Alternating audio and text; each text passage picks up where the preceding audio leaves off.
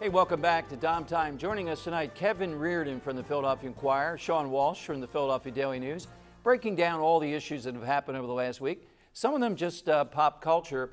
Miley Cyrus, even for the various MTV Video Awards, etc. This week, Sunday night, Kevin Reardon set a new low, I think, in no lines being crossed, etc. And the picture of the day is the Will Smith family looking at this, either acting or aghast at what they were seeing up on the stage. Yeah, I don't think anybody could argue that Will Smith and his family are square. Right, exactly. Nonetheless, they were amazed, appalled, and I think I was as well. I don't understand. Well, I guess it's understandable from the point of view that it certainly put the Video Music Awards back on the map. We have many, many award shows. MTV for years has not been identified with music, and now they're back in the news with a musical, quote, performance by Miley Cyrus that was, first of all, it was terrible in musical terms, and it was offensive. It was not sexy, it was not attractive, it was not imaginative. It had a sort of pervy kind of feel to it.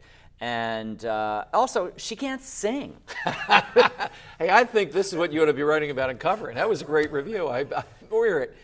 Charlie Manuel, we did an event at the CBS radio stations with him this week. I was privileged to do a show with him, Sean, over the years.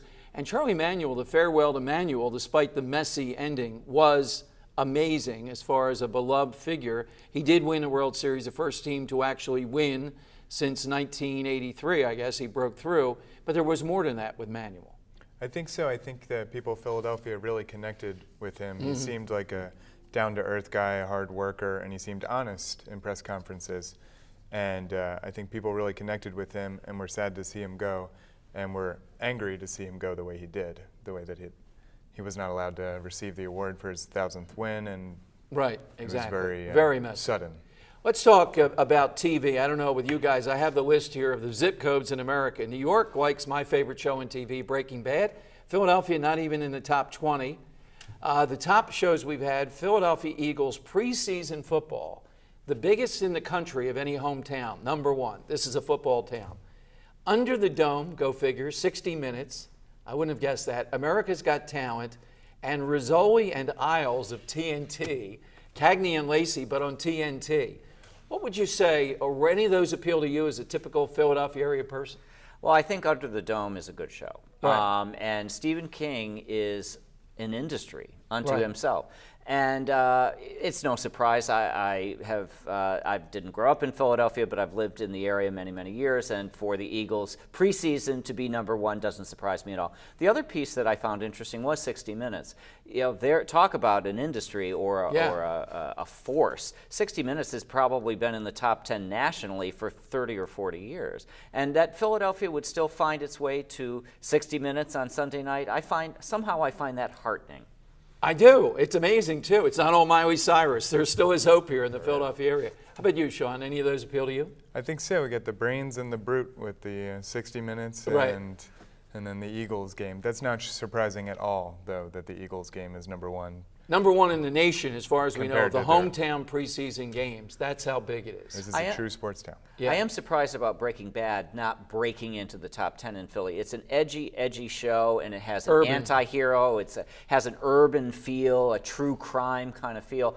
I would think it would have an audience in Philly. And the big hit of the season is only number 17 in Philadelphia, Duck Dynasty. We don't like guys from Louisiana, millionaires, that have done duck calls as their claim to fame. But the thing about those guys, and I don't remember their name, but that family has a certain Philly something, I think. Yes, you would think they would. They really do, and I'm surprised that more viewers haven't found them. Maybe Absolutely. we're just slow to trends, maybe. Okay, all right. Thank you very much. Thanks, guys, for joining us. We have the Inquirer and Daily News covered here tonight.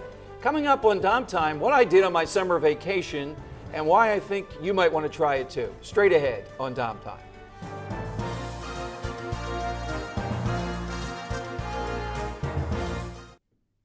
Hey, welcome back to Dom Time. You know, for years I grew up going to Wildwood Crest as a kid, and usually we like our shore town wherever we grow up here in Philadelphia. And then somehow or another, well, we got a good deal. Ro and I went to Cape May for the last 15 years. Well, this year we had the occasion, in fact, last week while I was out, to go to North Wildwood.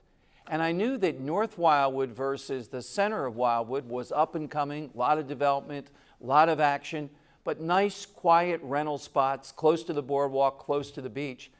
And that's where we're going to go next year. So I heartily recommend North Wildwood to you. I found everything you would want if you have a family, if you don't have a family.